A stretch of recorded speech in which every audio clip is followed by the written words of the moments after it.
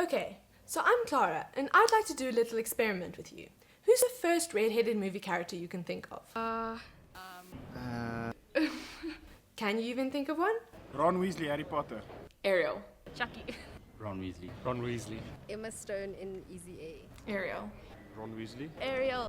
Firstly, Ron is not the main character of the series. He's basically seen as the dumb friend, and takes something like 6 movies to get the girl. And Ariel, until Brave in 2012, was the only Disney princess with red hair, and she's half fish. So I've been called Ginger, said that orangutans are my long-lost relatives, and that I have no soul. I've been rang-a-punched like a VW bug, and said that if I ever married a redhead, we would have luminous children, and I'm only strawberry blonde.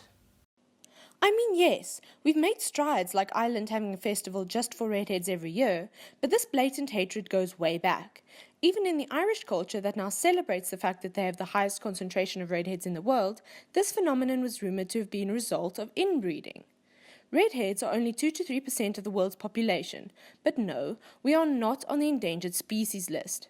Some people even view us as mutants because red hair is genetically caused by a mutation of sorts. But hey, aren't mutants the way of the future anyway? Gingerism is no new thing though. The Greeks believed that redheads would turn into vampires after they died. No wonder people don't like us. And in Egypt, redheads were buried alive as sacrifices to the god Osiris, and apparently regarded red hair as being so unlucky that they actually burned ginger women alive in an attempt to wipe out their tint. The distrust of gingers even has biblical origins. In Michelangelo's Temptation, after Eve eats the apple, her image changes from having brown hair to red. And Satan is especially often portrayed with red hair as well, because red was viewed as the color of sexual desire and moral degradation. So basically, there's an example of gingerism to be found in every culture through every age.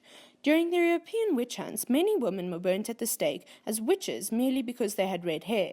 Also, according to a play in 1613, the perfect poison must include the fat of a red-haired man. So not only did we supposedly steal the fires of hell, but even red-headed fat is poisonous. And apparently gingers smell different to everyone else, for what reason nobody knows. Even Hitler, although this probably shouldn't be surprising, was against gingers, as he reportedly banned the marriage of redheads in order to prevent deviant offspring. Folklore and proverbs do not speak highly of gingers either. One tale claims that meeting a redhead at the beginning of a journey is a bad omen, and that if you happen to meet a ginger while still aboard your ship, you can beat the omen by turning your ship around and heading back to where you came from. So much for the luck of the Irish.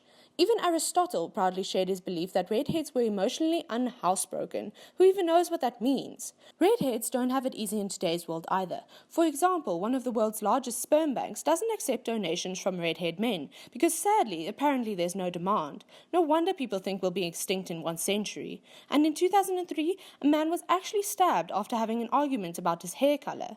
Even bees are allegedly more likely to sting redheads. Come on, seriously? Finally, we can't even fully express ourselves with all the options afforded the rest of the world with modern technology, because there isn't even a redheaded emoji.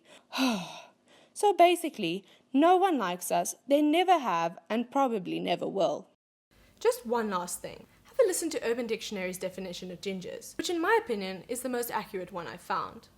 While gingers lack what can be considered a truly human soul, they have been graced with the infinitely more powerful spirit of the gods.